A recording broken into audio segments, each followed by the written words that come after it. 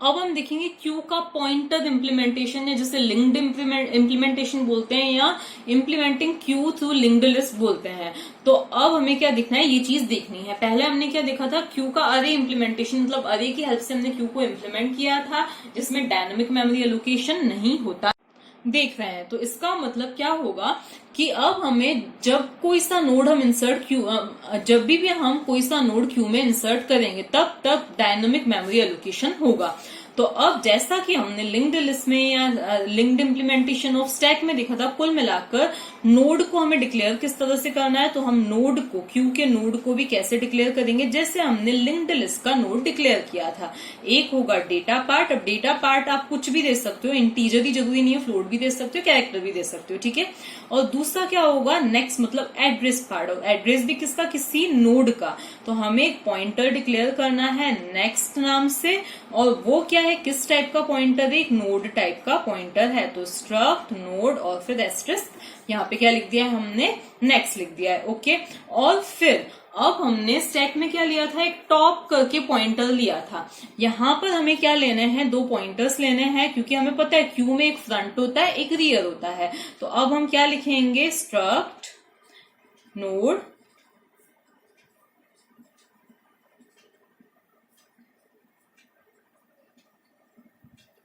ठीक है। तो अब हमने क्या किया, फ्रंट और रियर करके हमने दो पॉइंटर्स लिए हैं, किस टाइप के, स्ट्रक्ट टाइप के, स्ट्रक्ट नोड टाइप के हमने दो पॉइंटर्स लिए हैं।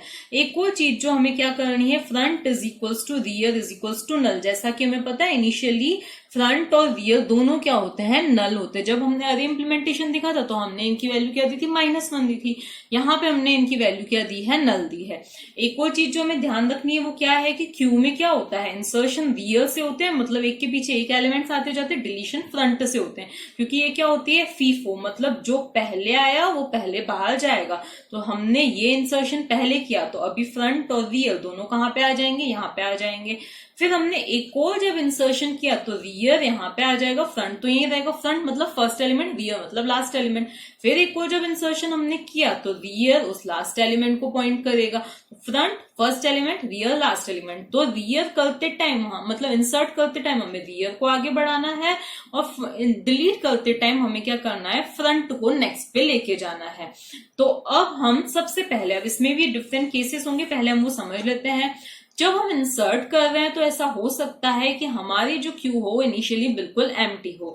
तो उस केस में हमें, जैसे सपोज मैंने एक टेम्प करके कोई पॉइंटर लिया, मतलब उसमें हम क्या कर रहे हैं, इंसर्शन कर रहे हैं। मतलब ये हमारा एक नया नोड बना, टेम्प इसको पॉइंट कर रहा है, इसमें मैंने डेटा को इंसर्ट कर दिया, और हमेशा नेक्स्ट पार्ट में तो नल ही होगा। क्यों नल होगा, क्योंकि हम इसको सबसे पीछे इंसर्ट कर रहे हैं, ठीक है। तो ये हो गया कुल मिला के हमारा नोड हो गया, ओके, न्यूली क्रिएटेड नोड हो गया। इसको अगर हमें इंसर्ट करना है तो अब फ्रंट और रियर दोनों इसको आके पॉइंट करेंगे।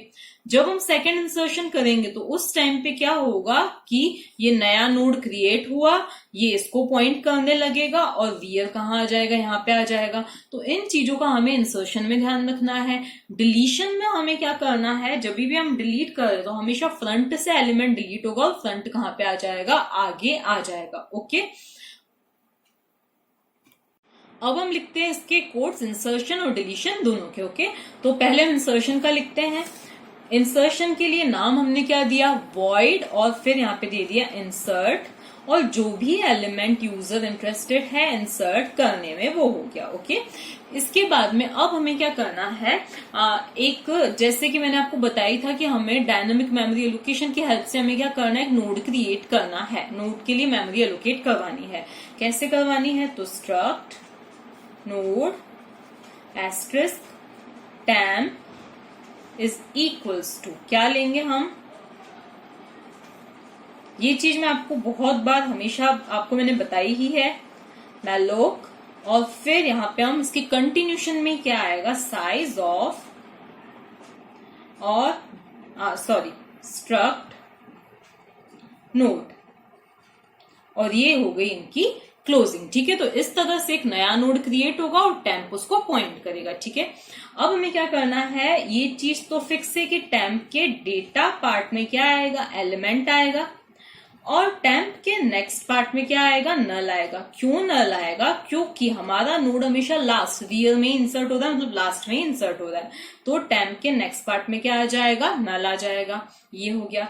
इसके बाद में अब हमें क्या करना है, rear is equals to temp कर देना है। लेकिन ऐसा भी हो सकता है कि यही क्या है, हमारा फर्स्ट नोड हो। तो अब देखो, पहले हमें क्या चेक करना है कि क्या फ्रंट और रियर दोनों नल के इक्वल है। हम किसी एक को भी चेक करवाते तो चलेगा। क्या फ्रंट जो है वो नल के इक्वल है क्या? अगर ऐसा है, मतलब यही क्या है, हमारा फर्स्ट नोड है, हम इंसर्ट करने वाले हैं, तो उस केस में क्या हो जाना चाहिए, हमारा फ्रंट और रियर दोनों ही किस पे आ जाए, टेम्प पे आ जाए। मतलब front is equal to rear is equals to क्या हो जाए, टेम्प हो जाए। ठीक है, तो ये हो गया। अगर ऐसा नहीं है, मतलब ये हमारा फर्स्ट नोड नहीं है जो हम इंसर्ट कर रहे हैं, इसमें क्यू में हमारे ऑलरेडी नोड्स हैं, तो उस केस में क्या हो जाएगा, देखो सबसे पहले हमें क्या करना है, जैसा कि अभी मैंने आपको बताया था। देखो सपोज ये नोड हमारा ऑलरेडी इसमें है और ये क्या है, हमारा नया नोड है। अब अभी क्या है, रियर यहाँ पर है, रियर कहाँ पर है, यहाँ पर है, फ्रंट भी यहीं पर है। तो अब हमें क्या कर देना है, सबसे पहले तो रियर का next is equals to temp करना है। तो रियर का नेक्स्ट इज इक्वल्स टू क्या हो जाए, टेम्प हो जाए। और एक और चीज जो हो जाए वो क्या हो जाए, रियर इज इक्वल्स टू, अब रियर कहाँ पे आ जाए, किसको पॉइंट करे, टेम्प को ही आके पॉइंट करे। ठीक है, अब ये कैसे रन होगा उसको मैं अभी आपको ड्राई रन करके बताऊंगी। ये इस एल्स की क्लोजिंग हो गई और इसके बाद में हमारे फंक्शन की क्लोजिंग हो गई। अब पहले हम डिलीशन का भी कोड लिख देते हैं। तो अब डिलीशन का हम नाम क्या दे देते हैं, वॉइड DEL नाम दे देते हैं, डिलीट नाम मत देना। इसके बाद में अब हमें क्या, हमें फिर से एक पॉइंटर, टेम्पररी पॉइंटर चाहिए, हम कुछ भी उसका नाम दे सकते हैं। तो यहाँ पे हमने फिर से क्या दिया, टेम्प। लेकिन अब हमें मेमोरी नहीं एलोकेट करवानी है, ठीक है, क्योंकि हम नोड डिलीट कर रहे हैं। इसके बाद में क्या होगा, अब हमें क्या चेक करना है, वही, क्योंकि इंसर्शन डिलीशन से पहले कंडीशन चेक होती है कि क्या फ्रंट और रियर हेड उसके नल के इक्वल तो नहीं है। तो if front is equals to null, दोनों में से कुछ भी नल के इक्वल होगा तो ऑब्वियसली मैसेज क्या आ जाना चाहिए कि Q इज एम्प्टी। तो प्रिंट एफ एम्प्टी, मैं सिंपली यहाँ पे एम्प्टी लिख रही हूँ। ठीक है, तो अगर नोड, एक भी नोड नहीं होगा तो फ्रंट ऑब्वियसली कहाँ पे होगा, नल पे होगा। तो क्या मैसेज आ जाएगा कि हमारी Q क्या है, एम्प्टी है। अगर ऐसा नहीं होगा तो देखो हमें इन आइदर केस करना क्या है। देखो सपोज हमें कोई सा भी नोड डिलीट करना है। सपोज हमारे यहाँ पे फ्रंट है और यहाँ पे क्या है, रियर है। ये फ्रंट है और ये क्या है, रियर है। तो हमें क्या करना है, पहले तो इस फ्रंट को किसी के अंदर असाइन कर देना है। तो हम क्या लिखेंगे, टेम्प इज इक्वल्स टू क्या लिख देंगे, फ्रंट लिख देंगे। ये हो गया। इसके बाद में हमें क्या करना है, front is equals to front का नेक्स्ट, मतलब अब फ्रंट कहाँ पे चला जाए, उसके नेक्स्ट पे चला जाए। तो अब फ्रंट कहाँ पे आ जाएगा, यहाँ पे आ जाएगा। और फिर इसको फ्री कर देना है। ठीक है, तो हम इसी को पहले लिखते हैं। तो अब हम यहाँ पे क्या लिखेंगे, temp is equals to else. यहाँ पे एल्स में लिखेंगे else temp is equals to क्या आ जाए, फ्रंट आ जाए। फ्रंट इज इक्वल्स टू क्या हो जाए, फ्रंट का नेक्स्ट हो जाए। तो front is equals to front का नेक्स्ट, ये हो गया। और फिर हमें क्या कर देना है, टेम्प को फ्री कर देना है। ठीक है, तो फ्री टेम्प। लेकिन यहीं पे हमारा कोड फिनिश नहीं हो जाता है। क्यों नहीं फिनिश होता है, देखो ये तो क्या हुआ, इस तरह से ये वाला नोड तो डिलीट हो जाएगा। अब सपोज हमारी जो क्यू है उसमें क्या है, ये एक ही नोड है, फ्रंट भी यहीं पे है, रियर भी कहां पर है, यहीं पर है। अब हमने ये चीज अप्लाई की, टेम्प इज इक्वल्स टू क्या लिया, फ्रंट। सपोज ये 100 है इसका एड्रेस, ठीक है, तो टेम्प इज इक्वल्स टू क्या आ गया, 100 आ गया। फिर हमने क्या लिखा, front is equals to front का नेक्स्ट। तो अभी तो इसके नेक्स्ट में क्या है, क्योंकि एक ही नोड है तो नल है, तो फ्रंट की वैल्यू अब क्या हो जाएगी, नल हो जाएगी। तो इसकी हेल्प से front is equals to null हो गया और ये टेम्प फ्री हो गया। लेकिन रियर अभी भी कहाँ है, 100 पे ही है। तो इस केस में जब हमारा फ्रंट किसके इक्वल हो चुका है, नल के इक्वल, मतलब यही हमारा लास्ट नोड था जो हम डिलीट करे, तो उस केस में रियर भी क्या हो जाना चाहिए, नल हो जाना चाहिए। तो इसी के अंदर हम आगे क्या लिखेंगे, अगर हमारा फ्रंट अब किसके इक्वल हो चुका है, नल के इक्वल हो चुका है, तो उस केस में क्या हो जाना चाहिए, हमारा वियर भी क्या हो जाना चाहिए, नल हो जाना चाहिए। तो यहाँ पे हम क्या लिखेंगे, rear is equals to null. ठीक है, अब इससे क्या होगा, अब क्योंकि एक ही स्टेटमेंट था इसलिए मैंने ब्रैकेट्स नहीं लगाए हैं, तो ये क्या हुई, एल्स की एंडिंग हो गई और ये डिलीट की एंडिंग हो गई। अब इसको क्या करके देखते हैं, ड्राई रन करके देखते हैं। अब इनिशियली हम क्या अज्यूम करते हैं कि फ्रंट और रियर दोनों क्या है, नल के इक्वल। अब मैं ओनली एफ और आर लिख रही हूं, तो ये दोनों किसके इक्वल हैं, नल के इक्वल हैं। ओके, अब क्या हुआ, यूजर ने इंसर्ट फंक्शन कॉल किया विथ एलिमेंट, मतलब वैल्यू उसने क्या पास की है, 20 पास की है। ठीक है, उसको 20 इंसर्ट करना है।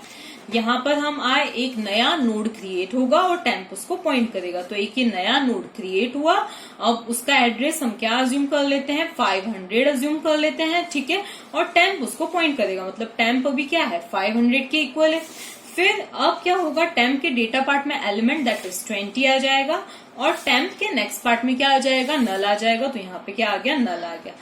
ठीक है, अब हमें चेक करना है कि क्या फ्रंट नल के इक्वल है क्या। तो अब देखो, फ्रंट जो है वो नल के इक्वल है, तो उस केस में हमें क्या कर देना है, फ्रंट और रियर दोनों को क्या कर देना है, टेम्प के इक्वल कर देना है। मतलब फ्रंट और रियर दोनों की वैल्यू क्या हो जाएगी, टेम्प के इक्वल, मतलब 500 हो जाएगी। तो ये क्या हो गए, दोनों ही 500 हो गए। ठीक है, तो ये भी 500 हो गया, ये भी 500 हो गया। तो ये वाली कंडीशन अभी क्या हुई है, ट्रू हुई है। तो यहां पे आने की जरूरत ही नहीं पड़ेगी, एल्स में आने की जरूरत ही नहीं पड़ेगी। ठीक है, अब अगर यूजर ने फिर से क्या किया, इंसर्ट फंक्शन कॉल किया विथ वैल्यू 15। अब वैल्यू क्या दी, एलिमेंट 15 दिया। ठीक है, फिर से क्या हुआ, एक नया नोड क्रिएट हुआ और टेम्प उसको पॉइंट करेगा। तो एक नया नोड कहीं पे भी क्रिएट हुआ, सपोज उसका एड्रेस है 600 और टेम्प कहां पे आ गया, अब यहां पर आ गया। ठीक है, अब क्या होगा, हम यहां पर आए, टेम्प के डेटा पार्ट में एलिमेंट विच इज 15 और टेम्प के नेक्स्ट पार्ट में नल आ जाएगा। तो यहाँ पे नल आ गया। अब डेटा तो इंसर्ट हो गया, अब हम क्या चाहते हैं, इसको पॉइंट करें। तो अब क्या हो जाएगा, क्या फ्रंट नल के इक्वल है क्या, तो फ्रंट तो 500 है, नल के इक्वल नहीं, कंडीशन फॉल्स। हम कहां पे आएंगे, एल्स पार्ट में आएंगे। रियर का next is equals to temp हो जाएगा। तो रियर के नेक्स्ट में क्या आ जाएगा, टेम्प। अब देखो रियर क्या है, 500 है, तो 500 के नेक्स्ट में क्या आ जाएगा, टेम्प, मतलब 600 आ जाएगा। तो यहाँ पे क्या आ गया, 600 आ गया। इसका मतलब ये किसको पॉइंट कर रहा है, इसको पॉइंट कर रहा है। ठीक है, ये हो गया। इसके बाद में हमने क्या लिखा है, rear is equals to temp. तो रियर अब कहाँ पे आ जाएगा, टेम्प पे, मतलब अब रियर क्या है, 600। तो अब देखो, फ्रंट तो हमारा 500 पर ही है, यहाँ पे फ्रंट है, और यहाँ पे हमारा कौन आ गया है, रियर, मतलब 600 पे क्या आ गया, रियर, मतलब ये फर्स्ट नोड, ये सेकंड नोड। फिर से सपोज यूजर इंसर्ट करना चाहेगा, तो फिर से क्या होगा, एक नया नोड क्रिएट होगा, उसका कुछ भी एड्रेस हो, टेम्प उसको जाके पॉइंट करने लग जाएगा। उसके डेटा पार्ट में तो एलिमेंट आ जाएगा, सपोज 35 है, उसके नेक्स्ट पार्ट में नल आ जाएगा। अब क्या हुआ, ये वाली condition front equals to null, condition false, हम एल्स पे आएंगे। रियर के नेक्स्ट में क्या आ जाएगा, टेम्प आ जाएगा। तो देखो रियर के मतलब 600 के नेक्स्ट में क्या आ जाएगा, ये 700 आ जाएगा। ओके, फिर क्या हो जाएगा, रियर इज इक्वल्स टू, देखो ये अब इसको पॉइंट करने लग गया।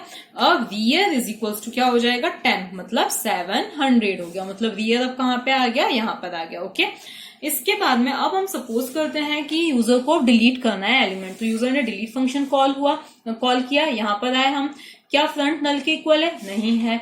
एल्स में टेम्प इज इक्वल्स टू क्या हो जाएगा, फ्रंट हो जाएगा। तो अब टेम्प की वैल्यू क्या हो जाएगी, फ्रंट के इक्वल, दैट इज 500 हो जाएगी। टेम्प कहां पे आ गया है, अब यहां पर आ गया है। ठीक है, इसके बाद में क्या हुआ है, हम front is equals to front का नेक्स्ट, तो फ्रंट के नेक्स्ट में क्या है, 600 है, तो फ्रंट इज इक्वल्स टू अब क्या हो जाएगा, 600। ठीक है, इस लाइन का मतलब ये होता है कि फ्रंट अब आगे बढ़ के कहाँ आ जाए, अब 600 पे आ गया, मतलब अब फ्रंट कहाँ पे आ गया है, यहाँ पे आ गया है। और हमें क्या कर देना है, फ्री टेम्प, मतलब टेम्प को क्या कर देना है, फ्री कर देना है, मतलब इस मेमोरी को अब हमें क्या कर देना है, डीएल मतलब फ्री कर देना है। ठीक है, तो अब हमारी क्यू कहां से कहां तक है, फ्रंट से लेकर रियर तक है, तो क्यू में ओनली 2 एलिमेंट्स हैं। फिर से यूजर ने डिलीट फंक्शन कॉल किया, तो क्या हो जाएगा, अब फ्रंट नल के इक्वल है क्या, नहीं है। Temp is equal to front हो जाएगा, तो मतलब टेम्प की वैल्यू क्या हो जाएगी, 600 हो जाएगी।